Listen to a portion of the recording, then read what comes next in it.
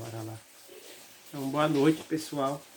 Então, vou gravar esse vídeo aqui para aqueles que perderam a nossa reunião hoje à tarde ficar ciente do que como vai ser as nossas atividades a partir de agora. Bom, na quinta-feira passada, a coordenação pedagógica teve uma reunião com os técnicos da CEMED e eles apresentaram o programa Sala de Aula em Casa. Esse programa aqui, ó. Tá vendo? Bom, o que consiste esse programa? Como nós sabemos que a gente está nesse contexto da pandemia e nós tivemos somente 23 dias letivos de aula, nem o primeiro bimestre, na verdade, nós concluímos, esse programa foi pensado justamente para tentar corrigir um pouco dessa perca de aula que os alunos tiveram. Então, em que consiste esse programa?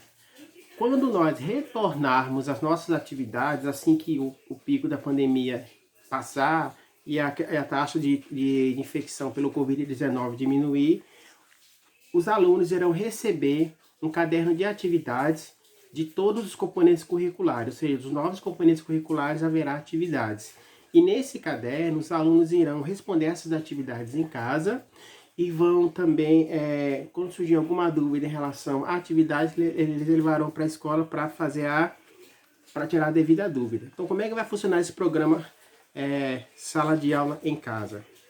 Esse documento está disponível no e-mail coletivo da escola que eu criei, que eu vou colocar no grupo mais uma vez para quem não tiver acesso. Então, nesse e-mail, nós colocamos, a coordenação pedagógica colocou tanto o projeto como os demais documentos que vocês irão utilizar para fazer parte desse projeto. Então, como é que vai ser feito? Todos os planos de aula que vocês enviaram para mim no mês passado, eles foram repassados aos técnicos da CEMED, que eles vão fazer uma seleção desses conteúdos, não somente da nossa escola, mas de todas as demais 6 escolas que têm ensino de 6º ao 9º, eles vão unificar o rol de conteúdos que vão entrar nesses cadernos. Então, ou seja, a secretaria vai passar para nós os conteúdos que vocês irão se debruçar para elaborar as atividades de vocês. Então, como é que vai ser feito justamente essas atividades? Eu coloquei também no grupo essa tabela aqui, que ela está distribuindo todos os professores e o respectivo turma que eles ficaram para elaboração da atividade. Então, como é que acontece? Os professores de língua portuguesa e matemática, por terem somente 3 turmas, eles vão elaborar 3 atividades, português e matemática. História, geografia, ciências, inglês, arte e educação física vão elaborar 2 atividades cada, e ensino religioso uma atividade. Por que essa divisão? Porque foi considerada a questão da carga horária de cada um e o número de turmas que cada professor apresenta. Então, no documento que está lá que foi postado aqui no grupo, que está lá no e-mail, tem justamente a divisão da turma que cada professor ficou. Por exemplo, no 6º ano, vamos ter a Lúcia Monteiro e a professora Maria José para elaborar a atividade do 6º ano de língua portuguesa. 7º ano, a Isadora. 8º ano, a Liane. 9º ano, as professoras Osana e Marúcia. Então, essas professoras ficarão responsáveis por elaborar essas atividades conforme as turmas que foram para elas determinadas. Então, como é que será essa atividade? Vou explicar para vocês agora. Então, no documento aqui, que é muito importante que vocês leiam, ele vai dar todo um processo de orientação para a elaboração dessa atividade. Vocês deverão elaborar a atividade num documento padrão, que é esse daqui, onde tem aqui em cima o nome do professor, o seu nome, né? Aqui vocês irão colocar a turma, objeto de conhecimento e habilidade. Quem me enviou os planos de aula, eu já pedi nesse modelo, então vocês poderão retirar do plano de aula de vocês o objeto de conhecimento e atividade. Aqui é a carga horária de execução. O que quer dizer isso? Quanto tempo você acha que o aluno vai gastar em casa para responder essa atividade? E a carga horária de feedback, que é justamente o quê? Quanto tempo você vai disponibilizar em sala para fazer a correção dessa atividade e tirar dúvida com os alunos? Lembrando sempre, pessoal, que essas atividades eles só serão repassadas para os alunos quando nós retornarmos, certo? Não vai ser passada nenhuma atividade online para o aluno, porque a gente sabe da fragilidade da internet de muitos alunos que não têm. Alunos têm até um celular potente, mas não tem uma internet boa, então tudo isso só vai se processar de fato quando eles retornarem. Então, o que vai acontecer? Então, vocês irão elaborar a atividade de vocês baseado nesse formato aqui. Você vai me entregar nesse formato aqui. Aqui vocês vão colocar o componente de vocês, aqui tem história, mas vocês apagam, colocam da disciplina de vocês. É importante lembrar o seguinte, pessoal, são duas atividades e não pode ser atividade de múltipla escolha. Tem que ser atividade minimamente discursiva, onde a gente leva o aluno a pensar, a ele dialogar, a que ele possa exercer um pouquinho do senso crítico deles. Eu sei que os nossos alunos muitas vezes não estão acostumados a isso, mas essas atividades convidam eles a refletir e a pensar um pouco mais como eles vão responder. Então, essas atividades, como é que pode ser o teor dessas atividades? Vocês poderão propor atividades que eles façam pequenas pesquisas, ou individual ou em dupla, mas quando for no caso em dupla, cada aluno entrega a sua respectiva atividade no caderno. Vocês podem propor que algum desafio de alguma coisa em relação a entrevista, ou seja, vocês poderão elaborar uma atividade que ele possa ter um pouquinho de trabalho, ele possa realmente pensar. Então a questão como é que vai ser, e de que componente vai ser elaborado, de que assunto vai ser elaborada a atividade.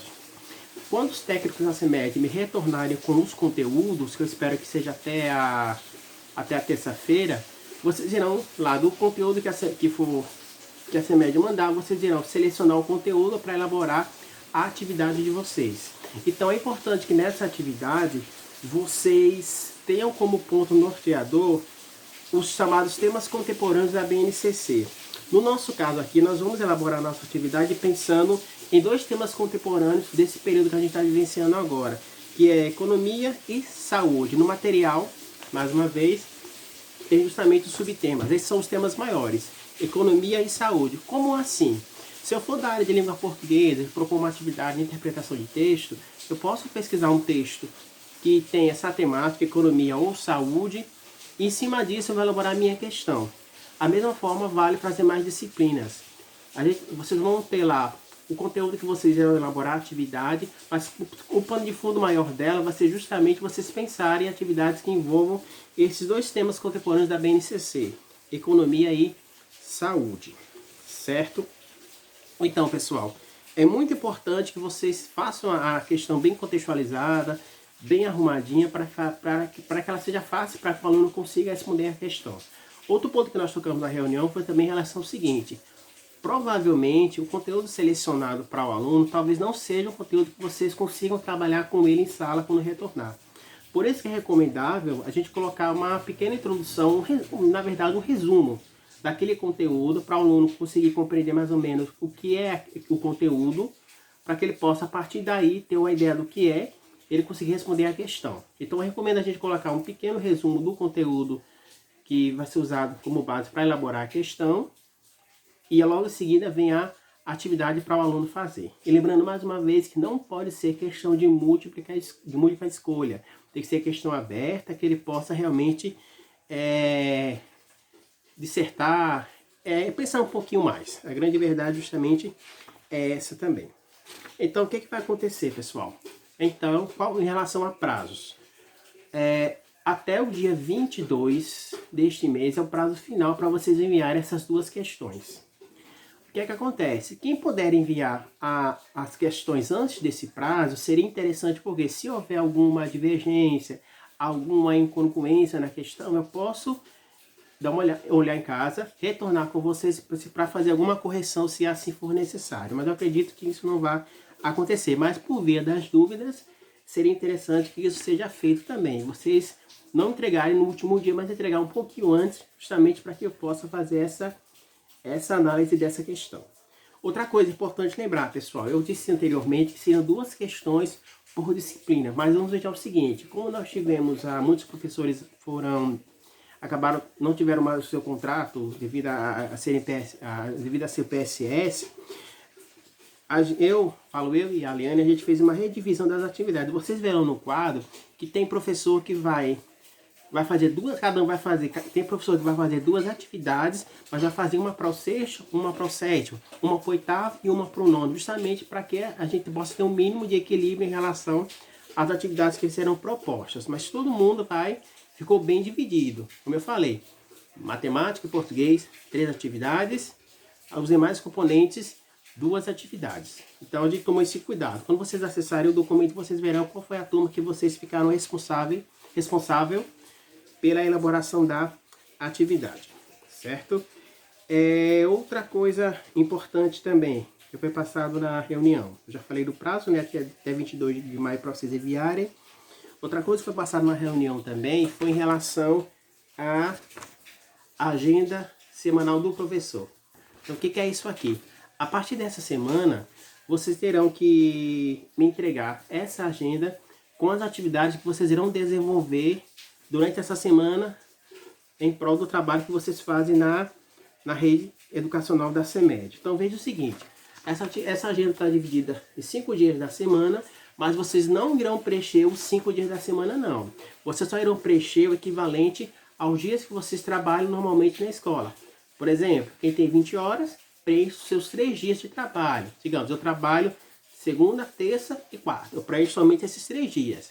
Aí eu tenho 25 horas, eu trabalho 4 dias. Eu preencho segunda, terça, quarta, quinta. Ou seja, eu só vou preencher nos dias correspondentes ao meu dia de trabalho. Então aqui, esse documento está em Word, vocês irão modificar as datas aqui.